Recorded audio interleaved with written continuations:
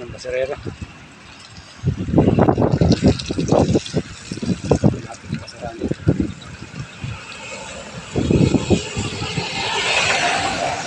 Basura nila, binampot na lang ng truck. Wala ng tao. Ayan. Maganda rito mag-bike pag pauwi kasi tinutulak kami ng hangin. Pag papunta doon, medyo hirap kami kasi lakas ng hangin. Yung hangin kasi rito, isa lang ang direksyon, puro papunta lang dyan. Kami puno. Oh, puro doon ang hawi. Walang pagbabago yung mga puno rito. Ganyan lang ang kanya. Ang hawi niya. Kasi ang hangin, puro papunta lang dyan. Bakasyon na yan. Kaya pagka magbabike kami, punta doon, medyo hirap. Ang hangin eh. Doon kami dumadaan sa kabilang side na yan, medyo kubli. Pero may hangin pa rin. Kailangan hindi katulad dito sa ako nito, expose. Hangin, pag dito. Ako na ito, kasadang ito. Yan o, lakas ng hangin. Pagka makakita may hangin. Nasa gupa yung hangin, mahirap. Ayan ang baraks namin, yung mga kuwan-kuwan na yan. Mga container ba na yan. Maganda yan, container ba na yan. Para siyang kuwan, pag detiklop lang yan. Ayan. Container ba na yan. Pag detiklop yan, container ba yan. Wala kang babaklasin dyan. Detiklopin lang yan. Maganda na yan. Oh.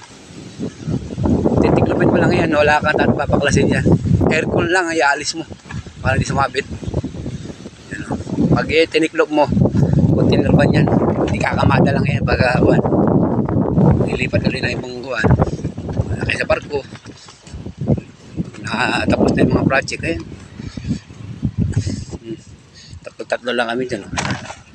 Ito yung aming lokasyon. Ano? Ito na yung ibang ipasok kami. Wala. Project namin. Pahinga muna bukas. Sigurado na yun. Kasi dito yung Lunes. Linggo rito. Kasabay sa Hawaii. Na talagang trabaho dito. Martes, Sabado lang. Trabaho dito. Ayan o.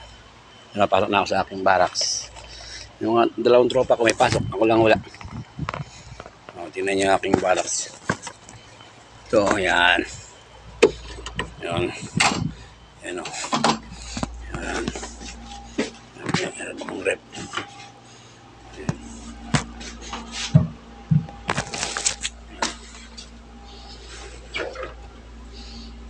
Tapos yan.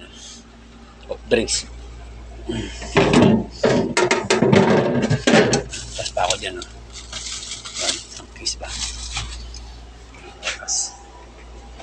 Kain po. Tapos agin. Gabi. Kung ba na naman si Kirbo.